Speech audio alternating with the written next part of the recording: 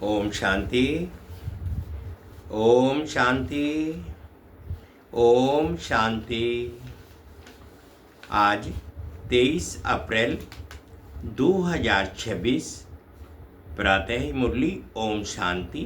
बाप दादा सुनते हैं बाबा के मीठे मीठे मधुर महावाक्य। बाबा कहते, मीठे बच्चे जी बाबा, भोलानाथ मोस्ट वेलवेट बाप तुम्हारे सम्मुख बैठे हैं। तुम प्यार से याद करो तो लगन बढ़ती जाएगी, विघ्न खत्म हो जाएंगे। मीठे बच्चे, भोलानाथ मोस्ट वेलवेट बाप तुम्हारे सम्मुख बैठे हैं। तुम प्यार से याद करो तो लगन बढ़ती जाएगी, विघ्न खत्म हो जाएंगे। प्रश्न है, ब्राह्मण बच्चों को कौन सी बात सदा याद रहे तो कभी भी विकर्म ना हो? प्रश्न, ब्राह्मण बच्चों को कौन सी बात सदा याद रहे तो कभी भी विकर्म ना हो? उत्तर में बाबा ने कहा, जो कर्म हम करेंगे हमें देख और भी करेंगे। ये याद रहे तो विकर्म नहीं होगा। अगर कोई छिपाकर भी पाप कर्म करते तो धर्मराज से छिप नहीं सकता, फौरन उसकी सजा मिलेगी। आगे चल और भी मार्शल लॉ हो जाएगा। इस इंद्र सभा में कोई पतित छिप कर बैठ नहीं सकता। ओम शांति। गीत है, भोलेनाथ से निराला कोई और नहीं। ओम शांति। मीठे मीठे रूहानी बच्चे जानते हैं कि अब रूहानी बाप हमको ये सृष्टि के आदि मध्य अंत का ज्ञान सुना रहे हैं। उनका नाम ही है भोलानाथ। बाप बहुत भोले होते हैं, कितनी तकलीफ सहन करके भी बच्चों को पढ़ाते हैं, संभालते हैं। फिर जब बड़े होते हैं तो सब कुछ उनको दे खुद वानप्रस्थ अवस्था ले लेते हैं। समझते हैं कि हमने फर्ज अदाई पूरी की। अब बच्चे जाने तो बाप भोले ठहरे ना। ये भी अभी तुमको बाप समझाते हैं, क्योंकि खुद भोलानाथ है। तो हद के बाप के लिए भी समझाते हैं कि वह कितने भोले हैं। वह हुए हद के भोले। ये फिर है बेहद का भोलानाथ बाप। परमधाम से आते हैं, पुरानी दुनिया पुराने शरीर में, इसलिए मनुष्य समझते हैं कि पुराने पतित शरीर में कैसे आना होगा। ना समझने के कारण पावन शरीर वाले श्री कृष्ण का नाम डाल दिया है। यही गीता, वेद, शास्त्र आदि फिर भी बनेंगे। देखो शिव बाबा कितना भोला है। आते हैं तो भी भाषणा ऐसी देते हैं जैसे कि बाप यहाँ ही बैठा है। ये साकार बाबा भी भोला है ना। कोई दुपट्टा नहीं, कोई तिलक आदि नहीं, बल्कि साधारण बाबा तो बाबा ही है। बच्चे जानते हैं कितनी ये सारी नॉलेज शिव बाबा ही देते हैं, और कोई की ताकत नहीं जो दे सके। दिन प्रतिदिन बच्चों की लगन बढ़ती जाती है। जितना बाप को याद करेंगे उतना लव बढ़ेगा। विलवेड मोस्ट बाप है ना सिर्फ अभी, परंतु भक्ति मार्ग में भी तुम विलवेड मोस्ट समझते थे। कहते थे बाबा जब आप आएंगे तो और सबसे लव छोड़कर एक बाप के साथ लव रखेंगे। तुम अभी जानते भी हो, परंतु माया इतना लव करने नहीं देती है। माया चाहती नहीं कि ये मुझे छोड़ बाप को याद करे। वह चाहती है कि देह अभिमानी हो मुझे लव करें। यही माया चाहती है, इसलिए कितना विघ्न डालती है। तुमको विघ्नों को पार करना है। बच्चों को तो कुछ तो मेहनत करनी चाहिए ना। पुरुषार्थ से ही तुम अपनी प्रारब्ध पाते हो। बच्चे जानते हैं ऊंच पद पाने के लिए कितना पुरुषार्थ करना है। एक तो विकारों का दान देना है, दूसरा बाप से जो अविनाशी ज्ञान रत्नों का धन मिलता है वह दान करना है। जिस अविनाशी धन से ही तुम इतने धनवान बनते हो। नॉलेज है सोर्स ऑफ इनकम, वह है शास्त्रों की फिलॉसफी। ये है स्पिरिचुअल नॉलेज। शास्त्र आदि पढ़कर भी बहुत कमाते हैं। एक कोठरी में ग्रंथ आदि रख दिया, थोड़ा कुछ सुनाया, बस इनकम हो जाएगी। वे कोई यथार्थ ज्ञान नहीं है। यथार्थ ज्ञान एक ही बाप देते हैं। जब तक किसको ये रूहानी नॉलेज नहीं मिली है तब तक वह शास्त्रों की फिलॉसफी बुद्धि में है। तुम्हारी बात सुनते नहीं हैं। तुम हो बहुत थोड़ी। ये तो 100% सर्टेन है कि ये रूहानी नॉलेज बच्चों ने रूहानी बाप से ली है। नॉलेज सोर्स ऑफ इनकम है, बहुत धन मिलता है। योग से सोर्स ऑफ हेल्थ और निरोगी काया मिलती है।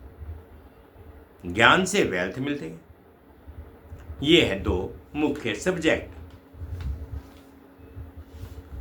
फिर कोई अच्छी तरह धारण करते हैं, कोई कम धारण करते हैं, तो वेल्थ भी कम नंबरवार मिलती है। सजाएं आदि खाकर जाए पद पाते हैं, पूरा याद नहीं करते तो विकर्म विनाश नहीं होते हैं। फिर सजाएं खानी पड़े, पद भी भ्रष्ट हो पड़ता है, जैसे स्कूल में होता है। ये है बेहद की नॉलेज। इससे बेड़ा पार हो जाता है। उस नॉलेज में बैरिस्ट्री, डॉक्टरी, इंजीनियरिंग पढ़ना पड़ता है। ये तो एक ही पढ़ाई है।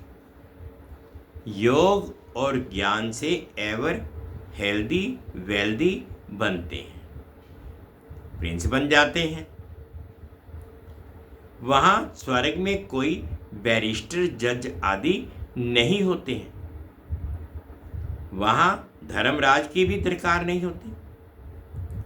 ना गर्भ जेल में सजा, ना धर्मराजी की पूरी की सजा मिलती है। गर्भ महल में बहुत सुखी रहते हैं। यहाँ तो गर्भ जेल में सजाएं खानी होती हैं, खानी पड़ती हैं। इन सब बातों को तुम बच्चे ही अब समझते हो। बाकी शास्त्रों में संस्कृत में श्लोक आदि मनुष्यों ने बनाए हैं। पूछते हैं सतयुग में भाषा कौन सी होगी? बाप समझाते हैं जो देवताओं की भाषा होगी वही चलेगी। वहाँ की जो भाषा होगी वह कहीं नहीं हो सकती। ऐसे हो नहीं सकता कि वहां संस्कृत भाषा हो। देवताओं और पतित मनुष्यों की एक भाषा हो नहीं सकती। वहां की जो भाषा होगी वहीं चलेगी, ये पूछने का रहता नहीं। पहले बाप से वर्षा तो ले, जो कल पहले हुआ होगा वही होगा। पहले वर्षा लो, दूसरी बात कोई बात पूछो ही नहीं। अच्छा, 84 जन्म नहीं है, 80 व 82 हो, इन बातों को तुम छोड़ दो। बाबा कहते इन बातों को छोड़ दो, ये व्यर्थ की बातों में जाने की आवश्यकता नहीं। सिर्फ बाप कहते हैं अल्प को याद करो, स्वर्ग की बादशाही बराबर मिलती है ना। अनेक बार तुमने स्वर्ग की बादशाही ली है, चढ़ाई से उतरना भी तो है। अभी तुम मास्टर ज्ञान सागर, मास्टर सुख का सागर बनते हो। तुम पुरुषार्थी हो, बाबा तो कंप्लीट है। बाप ने जो नॉलेज है, बाप में जो नॉलेज है वह बच्चों में है, परंतु तुमको सागर नहीं कहेंगे। सागर तो एक होता है, सिर्फ अनेक नाम रख दिए हैं। बाकी तुम हो ज्ञान से, ज्ञान सागर से निकली हुई नदियां। तुम हो मानसरोवर नदियां। नदियों पर भी नाम भी है। ब्रह्मपुत्रा बहुत बड़ी नदी है, कलकत्ते में नदी और सागर का संगम है, उसका नाम भी है डायमंड हार्बर। तुम ब्रह्मा मुखवंशावली हीरे जैसे बनते हो। बड़ा भारी मेला लगता है। बाबा इस ब्रह्मा तन में आकर बच्चों से मिलते हैं। ये सब बातें समझने की है। फिर भी बाबा कहते हैं मन मना भव, बाबा को याद करते रहो। वह मोस्ट वेलवेड सब संबंधों की सैकरीन है। वह सब संबंधी है, विकाई, उनसे दुख मिलता है। बाबा तुमको सबका एवजा दे देते हैं, इन संबंधों का लव देते हैं। कितना सुख देते हैं, और कोई इतना सुख दे नहीं सकते। कोई के देते हैं तो अल्पकाल के लिए, जिसको ही सन्यासी कागविष्ठा के समान सुख मानते हैं, सुख कहते हैं। दुखधाम में तो जरूर दुख ही होगा। तुम बच्चे जानते हो, हमने ये अनेक बार पाठ बजाया है, परंतु हम ऊंच पद कैसे पाए, उनका फिक्र रहना चाहिए। बहुत पुरुषार्थ करना है कि हम वहाँ फेल ना हो जाएं। अच्छे नंबर से पास होंगे तो उच्च पद पाएंगे और उनको खुशी भी होगी। सब एक समान हो ना सके, जितना योग होगा। बहुत गोपिकाएं हैं जो कभी मिली ही नहीं है, बाप से मिलने के लिए तड़पती हैं। साधु सन्यासियों के पास तड़पने की बात नहीं रहती है, यहाँ तो शिव बाबा से मिलने के लिए आते हैं। वंडरफुल बात है ना। घर में बैठकर याद करते हैं, शिव बाबा हम आपके बच्चे हैं। आत्मा को स्मृति आती है, तुम बच्चे जानते हो हम शिव बाबा से कल्प कल्प का वर्षा लेते हैं।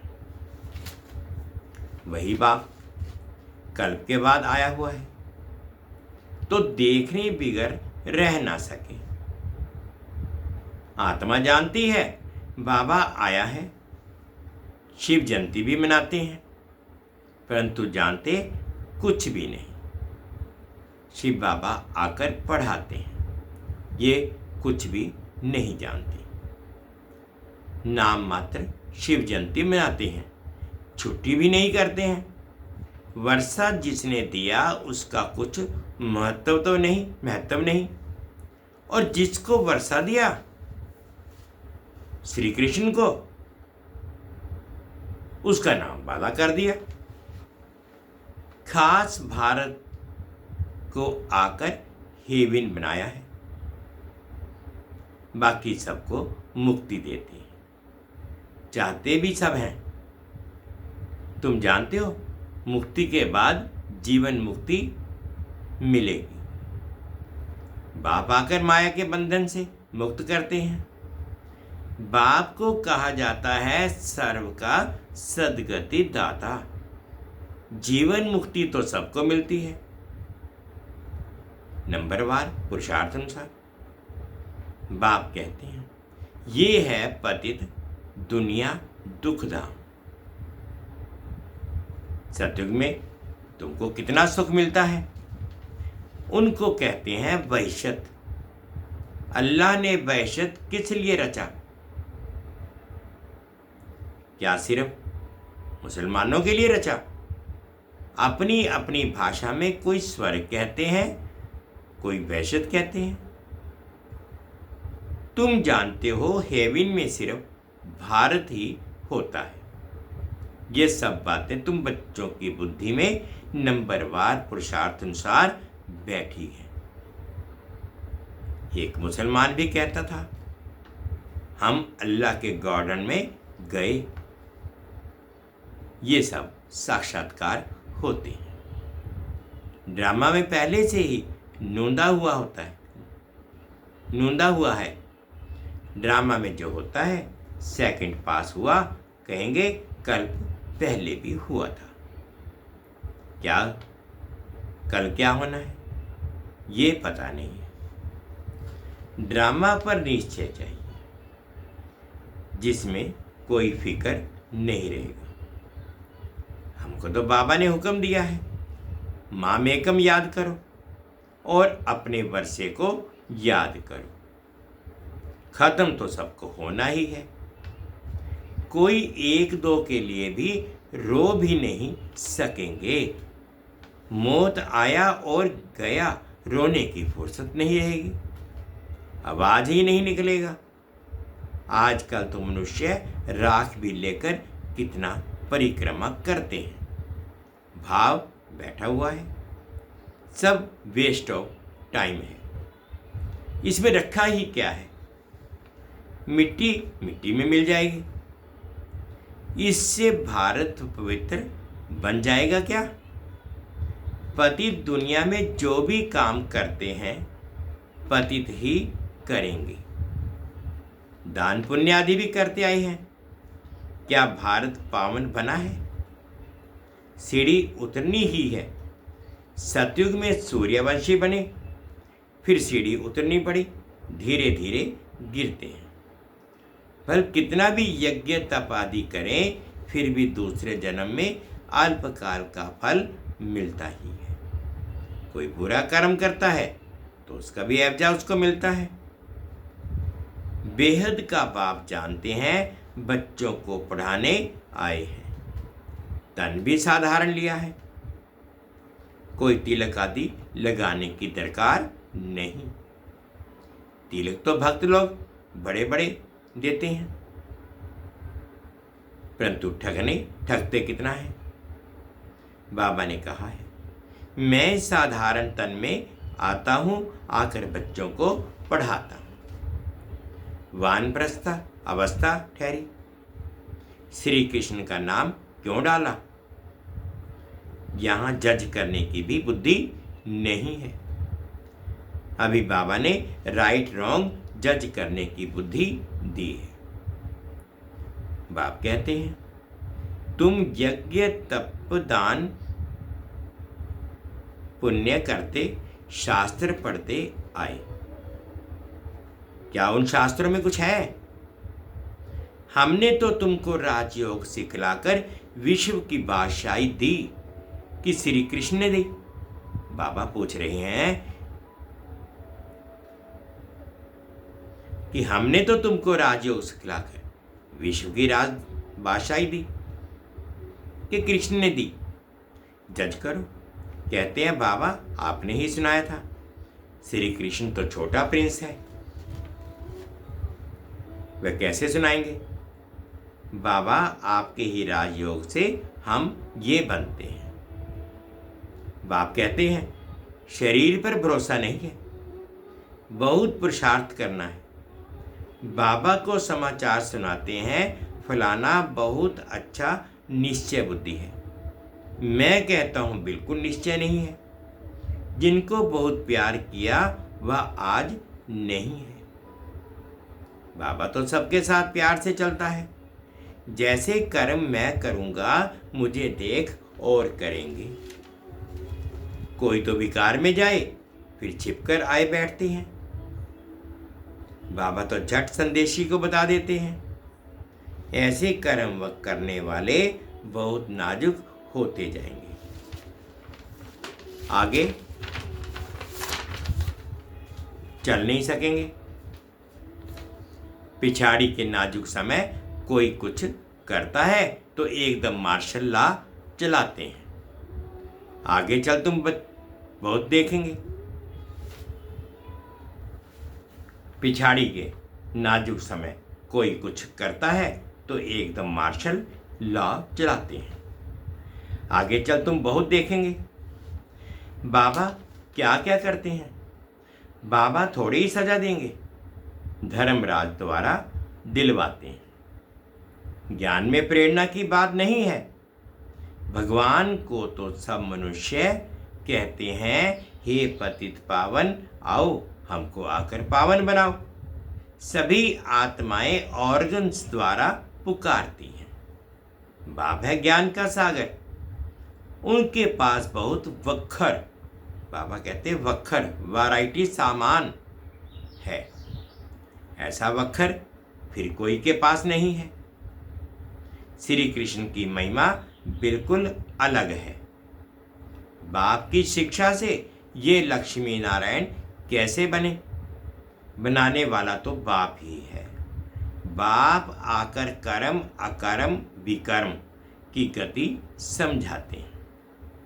अब तुम्हारा तीसरा नेत्र खुला है। तुम जानते हो 5000 वर्ष की बात है। अब घर जाना है, पाठ बजाना है। ये सुदर्शन चक्र है ना? तुम्हारा नाम है सुदर्शन चक्रधारी। ब्राह्मण कुलभूषण प्रजापिता ब्रह्मा कुमार कुमारियां लाखों के अंदाज में सुदर्शन चक्रधारी बनेंगे। तुम कितनी नॉलेज पढ़ते हो? अच्छा, मीठे मीठे से केले दे बच्चों प्रति माता पिता बाप दादा का याद प्यार और गुड मॉर्निंग। रूहानी बाप की रूहानी बच्चों को नमस्ते। हम रूहानी बच्चों की रूहानी माता पिता बाप दादाजी को याद प्यार गुड मॉर्निंग और प्यार भरी नमस्ते जी। ओम शांति, ओम शांति। शुक्रिया बाबा, शुक्रिया। अब धारणा के लिए मुख्य सार में फर्स्ट पॉइंट में बाबा ने कहा ये समय बहुत नाजुक है, इसलिए कोई भी उल्टा कर्म नहीं करना है। कर्म अकर्म विकर्म की गति को ध्यान में रख सदा श्रेष्ठ कर्म करने हैं। सेकंड पॉइंट में बाबा ने कहा योग से सदा के लिए अपनी काया निरोगी बनानी है। एक विलविड बाप, एक विलविड मोस्ट बाप के को ही याद करना है। बाप से जो अविनाशी ज्ञान का धन मिलता है वह दान करना है। आज बाबा ने मीठा मीठा वरदान दिया, अनुभव करेंगे। सहनशीलता के गुण द्वारा कठोर संस्कार को भी शीतल बनाने वाले संतुष्ट मणि भव। सहनशीलता के गुण द्वारा कठोर संस्कार को भी शीतल बनाने वाले संतुष्ट मणि भव। जिसमें सहनशीलता का गुण होता है वह सूरत से सदैव संतुष्ट दिखाई देता है। जो स्वयं संतुष्ट मूर्त रहते हैं वह औरों को भी संतुष्ट बना देते हैं। संतुष्ट होना माना सफलता पाना। जो सहनशील होते हैं वह अपनी सहनशीलता की शक्ति से कठोर संस्कार व कठिन कार्य को शीतल और सहज बना देते हैं। उनका चेहरा ही गुणमूर्त दिखाई देता है, वही ड्रामा की ढाल पर ठहर सकते हैं। स्लोगन है, जो वाणी द्वारा नहीं बदलते उन्हें शुभ वाइब्रेशन द्वारा बदल सकते हैं। जो वाणी द्वारा नहीं बदलते उन्हें शुभ वाइब्रेशन द्वारा बदल सकते हैं। अव्यक्त इशारे हैं, महान बनने के लिए मधुरता और नम्रता का गुण धारण करो। जैसे ब्रह्मा बाप के बोल फरिश्तों के बोल कम बोल और मधुर बोल थे, ऐसे यथार्थ बोल बोलो। कारोबार के लिए बोलना पड़ता है, लेकिन वह भी लंबा नहीं करो।